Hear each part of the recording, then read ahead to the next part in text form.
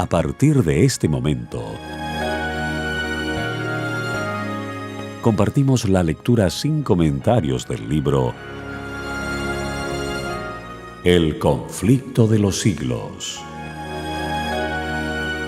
escrito por Helena Harmon de White.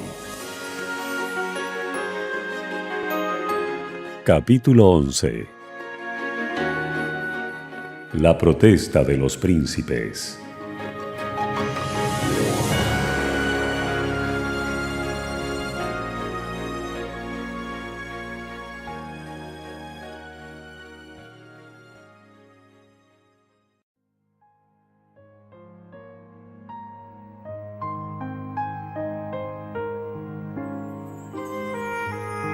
Uno de los testimonios más nobles dados en favor de la Reforma fue la protesta presentada por los príncipes cristianos de Alemania ante la Dieta de Espira, el año 1529. El valor, la fe y la entereza de aquellos hombres de Dios aseguraron para las edades futuras la libertad de pensamiento y la libertad de conciencia. Esta protesta dio a la Iglesia reformada el nombre de protestante, y sus principios son la verdadera esencia del protestantismo. Había llegado para la causa de la Reforma un momento sombrío y amenazante. A despecho del edicto de Worms, que colocaba a Lutero fuera de la ley y prohibía enseñar o creer sus doctrinas, la tolerancia religiosa había prevalecido en el imperio. La providencia de Dios había contenido las fuerzas que se oponían a la verdad. Esforzábase Carlos V por aniquilar la Reforma, pero muchas veces, al intentar dañarla, se veía obligado a desviar el golpe. Vez tras vez había parecido inevitable la inmediata destrucción de los que se atrevían a oponerse a Roma, pero en el momento crítico aparecían los ejércitos de Turquía en las fronteras del Oriente, o bien el rey de Francia o el Papa mismo, celosos de la grandeza del emperador, le hacían la guerra. Y de esta manera, entre el tumulto y las contiendas de las naciones, la Reforma había podido extenderse y fortalecerse. Por último, los soberanos papistas pusieron tregua a sus disputas para hacer causa común contra los reformadores. En 1526, la Dieta de Espira había concedido a cada estado plena libertad en asuntos religiosos, hasta tanto que se reuniese un concilio general. Pero en cuanto desaparecieron los peligros que imponían esta concesión, el emperador convocó una segunda dieta en Espira para 1529, con el fin de aplastar la herejía. Quería inducir a los príncipes en lo posible, por medios pacíficos, a que se declararan contra la Reforma. Pero si no lo conseguía por tales medios, Carlos estaba dispuesto a echar mano de la espada. Los papistas se consideraban triunfantes. Se presentaron en gran número en Espira y manifestaron abiertamente sus sentimientos hostiles para con los reformadores y para con todos los que los favorecían. Decía Melanchthon: «Nosotros somos la escoria y la basura del mundo, mas Dios proveerá para sus pobres hijos y cuidará de ellos». A los príncipes evangélicos que asistieron a la dieta se les prohibió que se predicara el evangelio en sus residencias. Pero la gente de Espira estaba sedienta de la palabra de Dios, y no obstante dicha prohibición, miles acudían a los cultos que se celebraban en la capilla del Elector de Sajonia. Esto precipitó la crisis. Una comunicación imperial anunció a la Dieta que, habiendo originado graves desórdenes la autorización que concedía la libertad de conciencia, el emperador mandaba que fuese suprimida. Este acto arbitrario excitó la indignación y la alarma de los cristianos evangélicos. Uno de ellos dijo: «Cristo ha caído de nuevo en manos de Caifás y de Pilato». Los romanistas se volvieron más intransigentes. Un fanático papista dijo: «Los turcos son mejores que los luteranos, porque los turcos observan días de ayuno, mientras que los luteranos los profanan». Si hemos de escoger entre las sagradas escrituras de Dios y los antiguos errores de la Iglesia, tenemos que rechazar aquellas. Melanchthon decía: «Cada día Faber, en plena asamblea, arroja una piedra más contra los evangélicos». La tolerancia religiosa había sido implantada legalmente, y los estados evangélicos resolvieron oponerse a que sus derechos fueran pisoteados. A Lutero, todavía condenado por el edicto de Worms, no le era permitido presentarse en Espira, pero le representaban sus colaboradores y los príncipes que Dios había suscitado en defensa de su causa en aquel trance. El ilustre Federico de Sajonia, antiguo protector de Lutero, había sido arrebatado por la muerte, pero el duque Juan, su hermano y sucesor, había saludado la reforma con gran gozo, y aunque hombre de paz, no dejó de desplegar gran energía y celo en todo lo que se relacionaba con los intereses de la fe. Los sacerdotes exigían que los estados que habían aceptado la reforma se sometieran implícitamente a la jurisdicción de Roma. Por su parte, los reformadores reclamaban la libertad que previamente se les había otorgado. No podían consentir en que Roma volviera a tener bajo su dominio los estados que habían recibido con tanto regocijo la palabra de Dios. Finalmente se propuso que en los lugares donde la reforma no había sido establecida, el edicto de Worms se aplicara con todo rigor, y que en los lugares donde el pueblo se había apartado de él y donde no se le podría hacer conformarse a él sin peligro de levantamiento, por lo menos no se introdujera ninguna nueva reforma, no se predicara sobre puntos que se prestaran a disputas, no se hiciera oposición a la celebración de la misa, ni se permitiera que los católicos romanos abrazaran las doctrinas de Lutero. La Dieta aprobó esta medida con gran satisfacción de los sacerdotes y prelados del Papa. Si se aplicaba este edicto, la reforma no podría extenderse en los puntos a donde no había llegado todavía, ni podría siquiera afirmarse en los países en que se había extendido. Quedaría suprimida la libertad de palabra y no se tolerarían más conversiones. Y se exigía a los amigos de la reforma que se sometieran inmediatamente a estas restricciones y prohibiciones. Las esperanzas del mundo parecían estar a punto de extinguirse. El restablecimiento de la jerarquía papal volvería a despertar inevitablemente los antiguos abusos, y sería fácil hallar ocasión de acabar con una obra que ya había sido atacada tan violentamente por el fanatismo y la disensión. Cuando el partido evangélico se reunió para conferenciar, los miembros se miraban unos a otros con manifiesto desaliento. Todos se preguntaban unos a otros, ¿qué hacer? Estaban en juego grandes consecuencias para el porvenir del mundo. ¿Debían someterse los jefes de la reforma y atacar el edicto? ¡Cuán fácil hubiera sido para los reformadores en aquella hora, angustiosa en extremo, tomar por un sendero errado! ¿Cuántos excelentes pretextos y hermosas razones no hubieran podido alegar para presentar como necesaria la sumisión? A los príncipes luteranos se les garantizaba el libre ejercicio de su culto. El mismo favor se hacía extensivo a sus súbditos que con anterioridad al edicto hubiesen abrazado la fe reformada. ¿No podían contentarse con esto? ¿De cuántos peligros no les libraría su sumisión? ¿A cuántos sinsabores y conflictos no les iba a exponer su oposición? ¿Quién sabía qué oportunidades no les traería el porvenir? Abracemos la paz, aceptemos el ramo de olivo que nos brinda Roma y restañemos las heridas de Alemania. Con argumentos como estos hubieran podido los reformadores cohonestar su sumisión y entrar en el sendero que infaliblemente y en tiempo no lejano hubiera dado al traste con la reforma.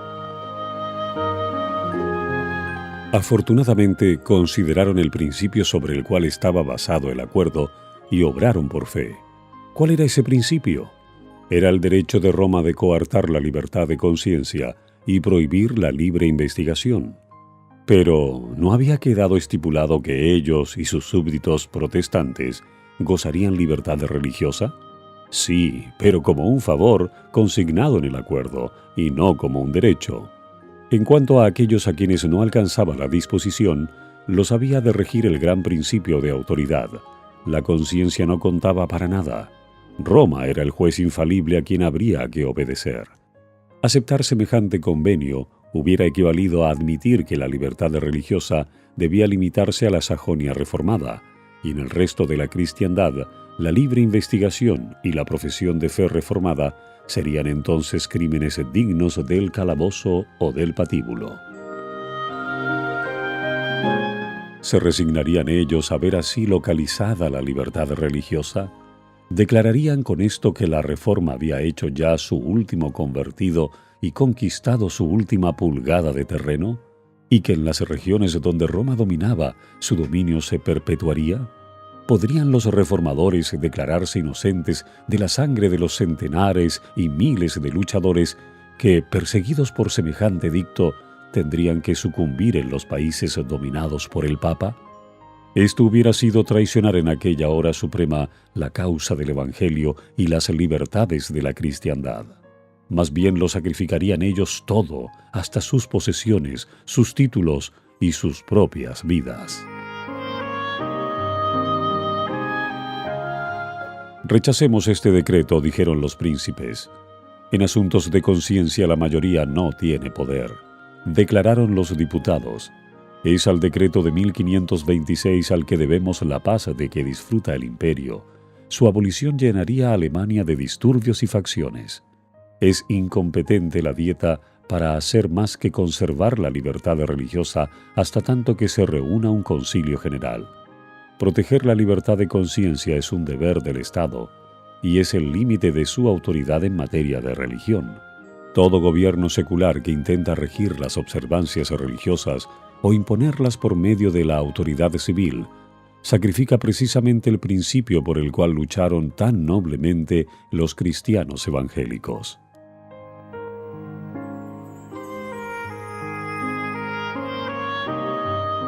Los papistas resolvieron concluir con lo que llamaban una atrevida obstinación.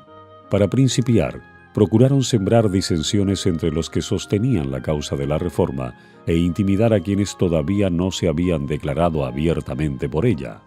Los representantes de las ciudades libres fueron citados a comparecer ante la Dieta y se les exigió que declarasen si accederían a las condiciones del edicto. Pidieron ellos que se les diera tiempo para contestar, lo que no les fue concedido. Al llegar el momento en que cada cual debía dar su opinión personal, casi la mitad de los circunstantes se declararon por los reformadores. Los que así se negaron a sacrificar la libertad de conciencia y el derecho de seguir su juicio individual, hartos sabían que su actitud les acarrearía las críticas, la condenación y la persecución. Uno de los delegados dijo: «Debemos negar la palabra de Dios o ser quemados».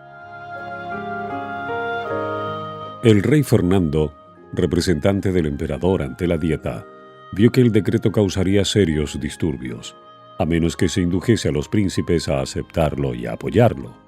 En vista de esto apeló al arte de la persuasión, pues sabía muy bien que emplear la fuerza contra semejantes hombres no tendría otro resultado que confirmarlos más en sus resoluciones.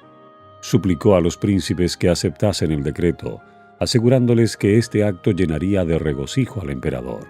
Pero estos hombres leales reconocían una autoridad superior a todos los gobernantes de la tierra y contestaron con toda calma: «Nosotros obedeceremos al emperador en todo aquello que contribuya a mantener la paz y la gloria de Dios».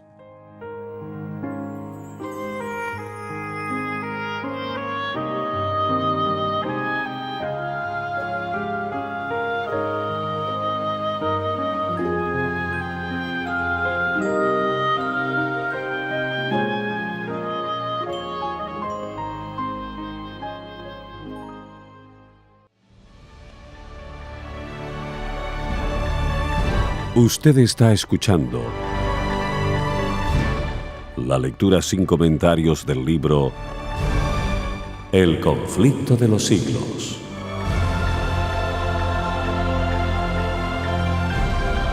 Capítulo 11. La protesta de los príncipes.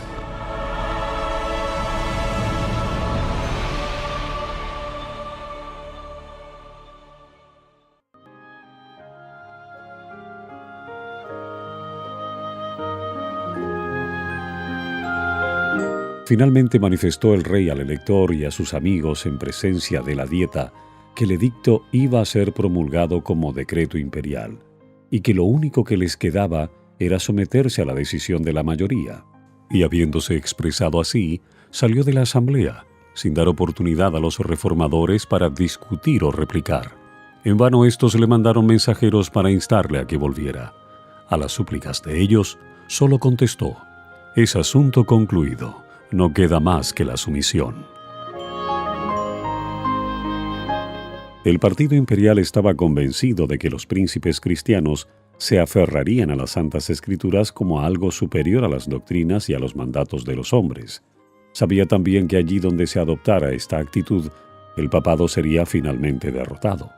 Pero, como lo han hecho millares desde entonces, mirando las cosas que se ven, se lisonjeó de que la causa del emperador y del papa quedaba firme, y muy débil la de los reformadores. Si estos solo hubieran dependido del auxilio humano, habrían resultado tan impotentes como lo suponían los papistas. Pero aunque débiles en número y en desacuerdo con Roma, tenían fuerza. Apelaban de las decisiones de la Dieta a la palabra de Dios y del emperador Carlos a Jesucristo, Rey de Reyes y Señor de Señores. Como Fernando se negara a tener en cuenta las convicciones de los príncipes, decidieron estos no hacer caso de su ausencia, sino presentar sin demora su protesta ante el Concilio Nacional. Formulóse en consecuencia la siguiente declaración que fue presentada a la Dieta: «Protestamos por medio de este manifiesto ante Dios, nuestro único Creador, Conservador, Redentor y Salvador, y que un día será nuestro juez, como también ante todos los hombres y todas las criaturas. Y hacemos presente que nosotros, en nuestro nombre y por nuestro pueblo, no daremos nuestro consentimiento ni nuestra adhesión de manera alguna al propuesto decreto, en todo aquello que sea contrario a Dios, a su santa palabra, a los derechos de nuestra conciencia y a la salvación de nuestras almas».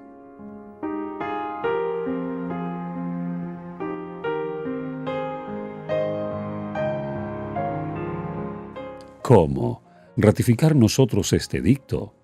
No podemos admitir que cuando el Dios Todopoderoso llame a un hombre a su conocimiento, no se le permita abrazar este conocimiento divino. No hay doctrina verdadera sino la que esté conforme con la palabra de Dios. El Señor prohíbe la enseñanza de cualquiera otra doctrina. Las Santas Escrituras deberían explicarse con otros textos más claros. Este santo libro es, en todo cuanto es necesario al cristiano, de fácil interpretación y propio para suministrar luces.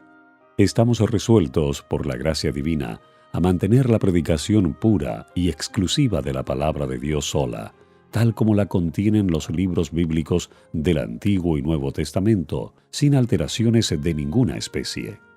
Esta palabra es la única verdad, es la regla segura de toda doctrina y de toda vida, y no puede faltar ni engañarnos. El que edifica sobre este fundamento estará firme contra todos los poderes del infierno, mientras que cuanta vanidad se le oponga, caerá delante de Dios.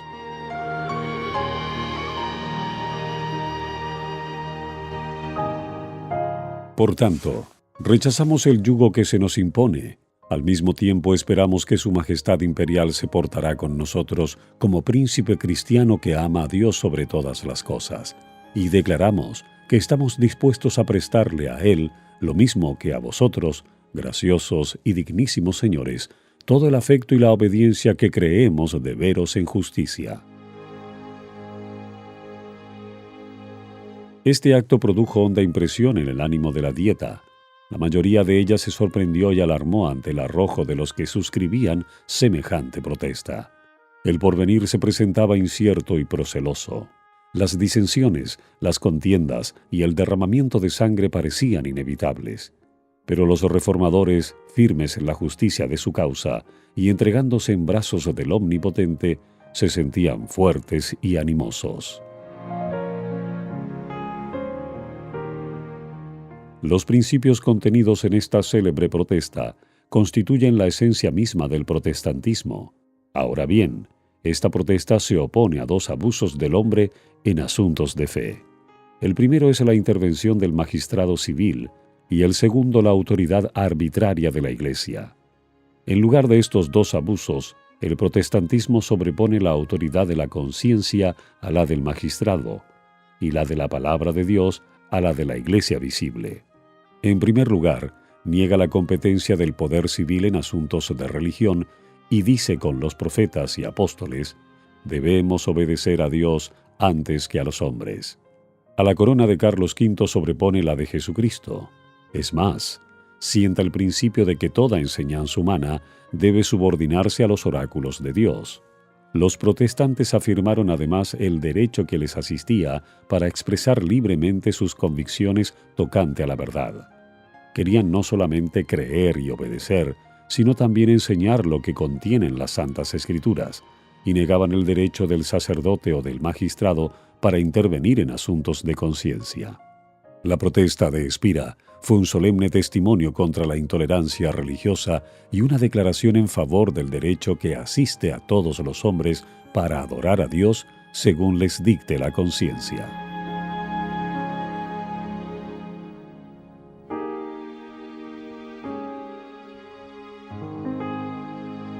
El acto estaba consumado. Grabado quedaba en la memoria de millares de hombres y consignado en las crónicas del cielo, de donde ningún esfuerzo humano podía arrancarlo. Toda la Alemania evangélica hizo suya la protesta como expresión de su fe. Por todas partes la consideraban como prenda de una era nueva y más halagüeña. Uno de los príncipes expresóse así ante los protestantes de Spira: que el Todopoderoso, que os ha concedido gracia para que le confeséis enérgicamente, con libertad y denuedo, se digne conservaros en esta firmeza cristiana hasta el día de la eternidad.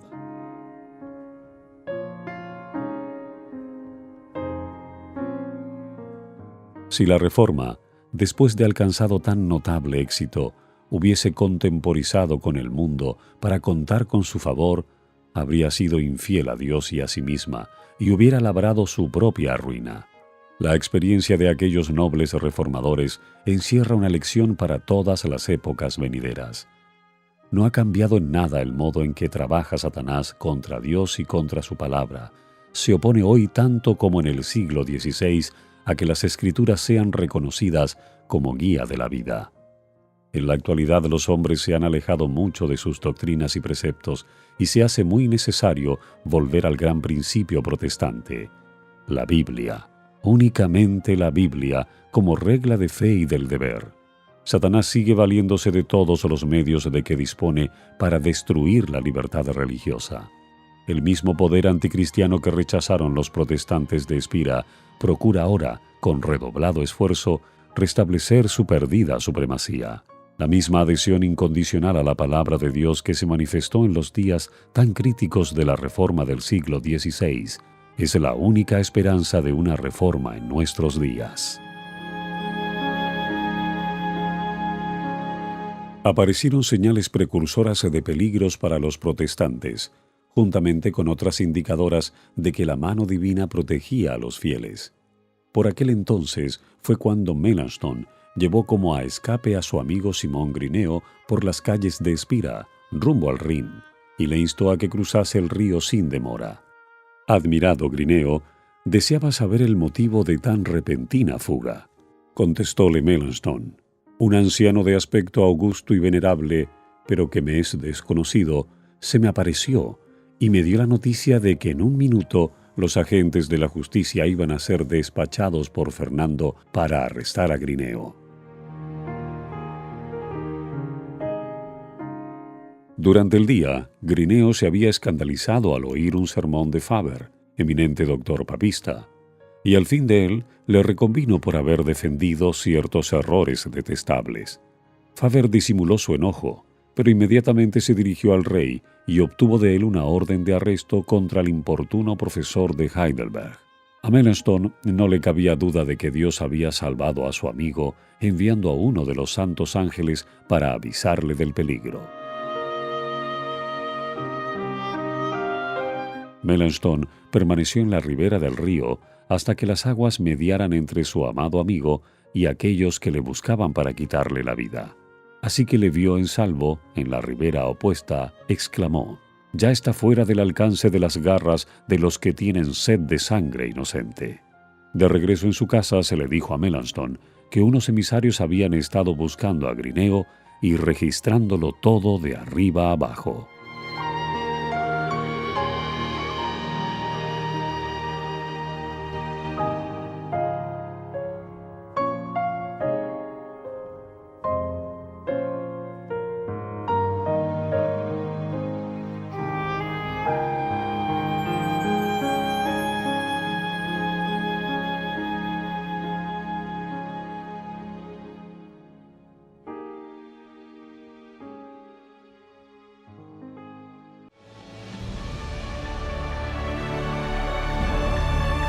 Usted está escuchando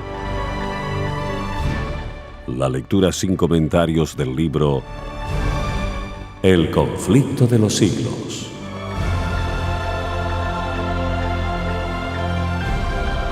Capítulo 11. La protesta de los príncipes.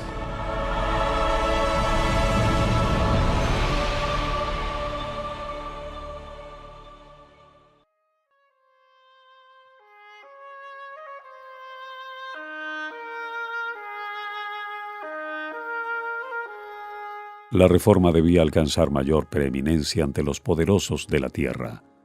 El rey Fernando se había negado a oír a los príncipes evangélicos, pero iban a tener estos la oportunidad de presentar su causa ante el emperador y ante la asamblea de los dignatarios del Estado y de la Iglesia. Para calmar las disensiones que perturbaban al imperio, Carlos V, un año después de la protesta de Espira, convocó una dieta en Augsburgo, manifestando que él mismo la presidiría en persona, y a ella fueron convocados los jefes de la causa protestante.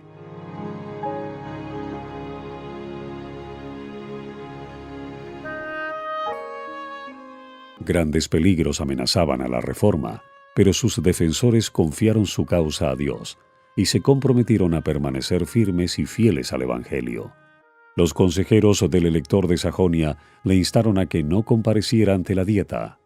Decían ellos que el emperador pedía la presencia de los príncipes para atraerlos a una trampa.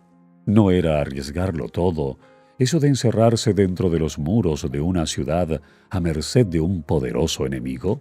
Otros, en cambio, decían, si los príncipes se portan con valor, la causa de Dios está salvada. Fiel es Dios y nunca nos abandonará, decía Lutero. El elector y su comitiva se encaminaron a Augsburgo. Todos conocían el peligro que les amenazaba, y muchos seguían adelante con triste semblante y corazón turbado.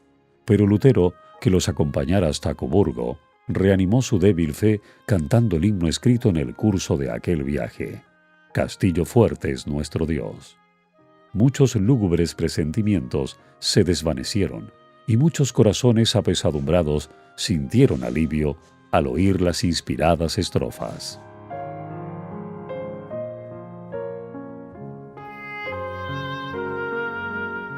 Los príncipes reformados habían resuelto redactar una exposición sistemática de sus opiniones, con pruebas de las Santas Escrituras, y presentarla a la dieta, y la preparación de ella fue encomendada a Lutero, Melanchthon y sus compañeros.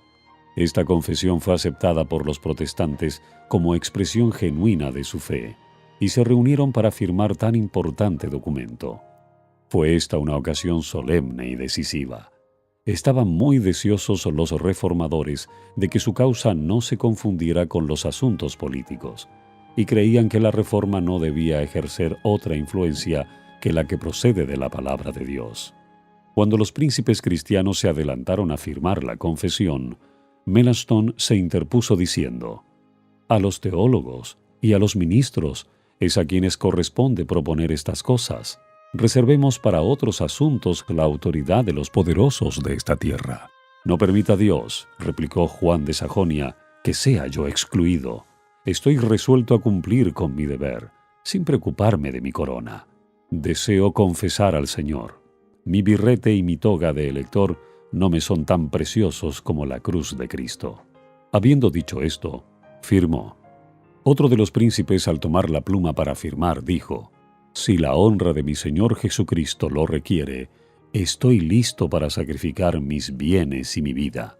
Preferiría dejar a mis súbditos, mis estados y la tierra de mis padres para irme bordón en mano. Prosiguió diciendo, antes que recibir otra doctrina que la contenida en esta confesión. Tal era la fe y el arrojo de aquellos hombres de Dios.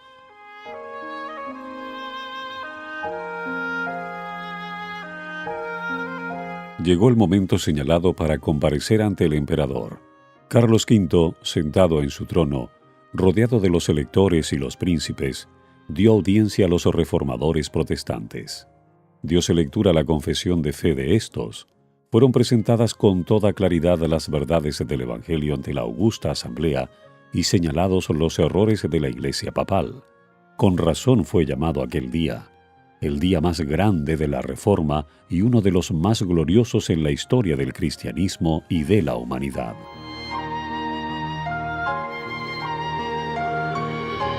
Hacía apenas unos cuantos años que el monje de Wittenberg se presentara solo en Worms ante el Concilio Nacional, y ahora, en vez de él, veíanse los más nobles y poderosos príncipes del imperio. A Lutero no se le había permitido comparecer en Augsburgo, pero estaba presente por sus palabras y por sus oraciones. Me lleno de gozo, escribía, por haber llegado hasta esta hora en que Cristo ha sido ensalzado públicamente por tan ilustres confesores y en tan gloriosa asamblea. Así se cumplió lo que dicen las Sagradas Escrituras. Hablaré de tus testimonios delante de los reyes. Salmo 119, 46.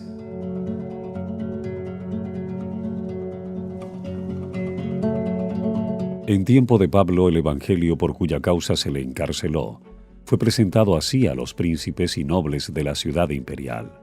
Igualmente, en Augsburgo, lo que el emperador había prohibido que se predicase desde el púlpito se proclamó en el palacio. Lo que había sido estimado aún indigno de ser escuchado por los sirvientes era escuchado con admiración por los amos y señores del imperio. El auditorio se componía de reyes y de nobles.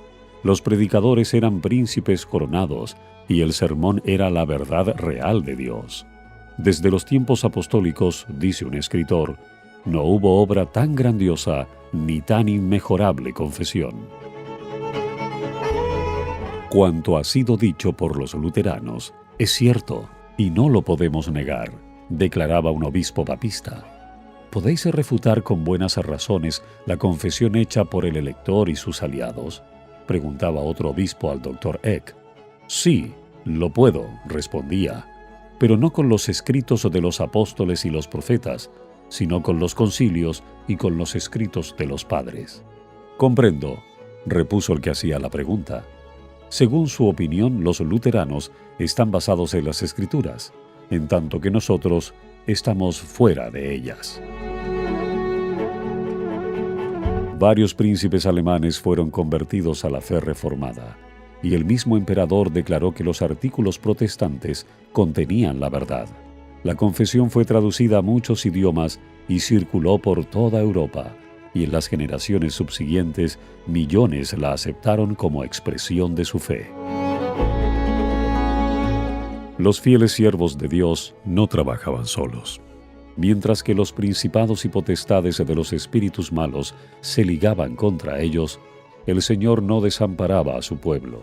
Si sus ojos hubieran podido abrirse, habrían tenido clara evidencia de la presencia y el auxilio divinos que les fueron concedidos como a los profetas en la antigüedad. Cuando el siervo de Eliseo mostró a su amo las huestes enemigas que los rodeaban sin dejarles cómo escapar, el profeta oró: «Ruégote, oh Jehová, que abra sus ojos para que vea». Segunda de Reyes 6:17. Y he aquí el monte estaba lleno de carros y caballos de fuego.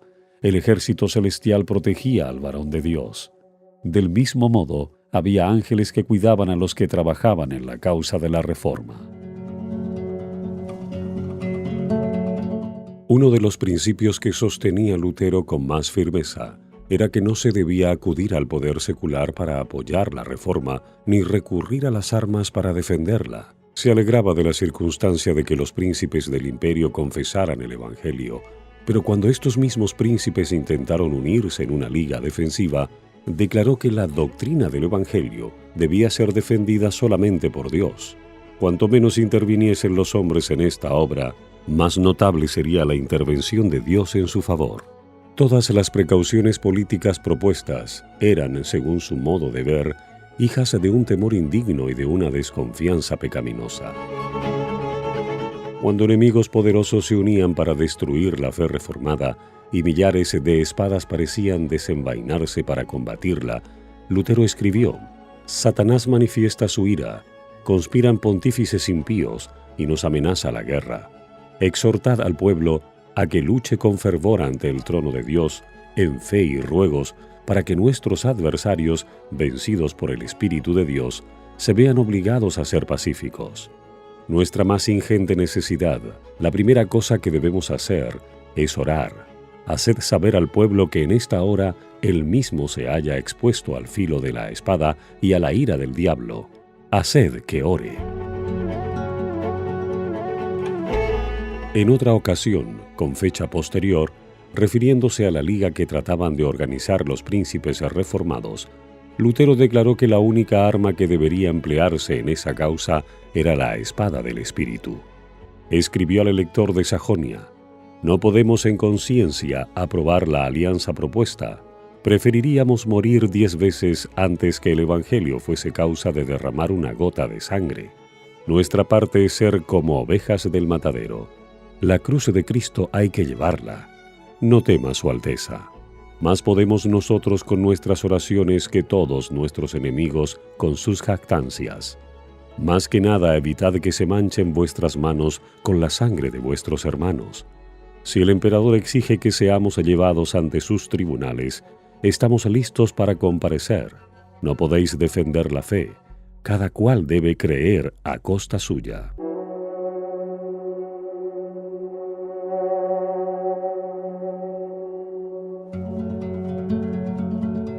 Del lugar secreto de oración fue de donde vino el poder que hizo estremecerse al mundo en los días de la Gran Reforma.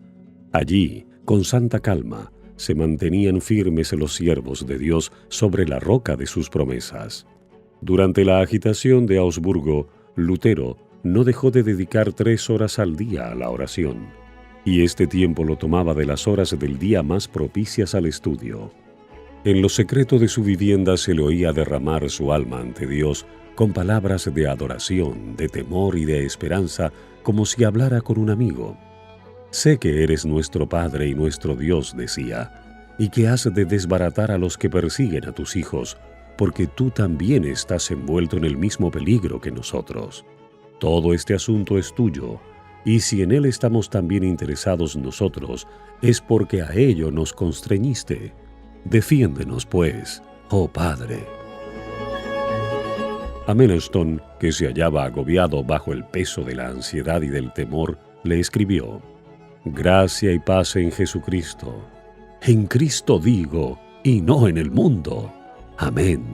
Aborrezco de todo corazón esos cuidados exagerados que os consumen. Si la causa es injusta, abandonadla, y si es justa, ¿por qué hacer mentir la promesa de aquel que nos manda dormir y descansar sin temor? Jesucristo no faltará en la obra de justicia y de verdad. Él vive, Él reina. ¿Qué pues temeremos?».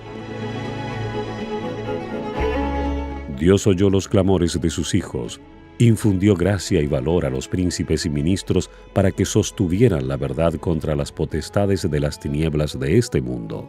Dice el Señor: «He aquí que yo pongo en Sión la piedra principal del ángulo, escogida, preciosa, y aquel que creyere en ella no quedará avergonzado». Primera de Pedro 2:6. Los reformadores protestantes habían edificado sobre Cristo, y las puertas del infierno no podían prevalecer contra ellos.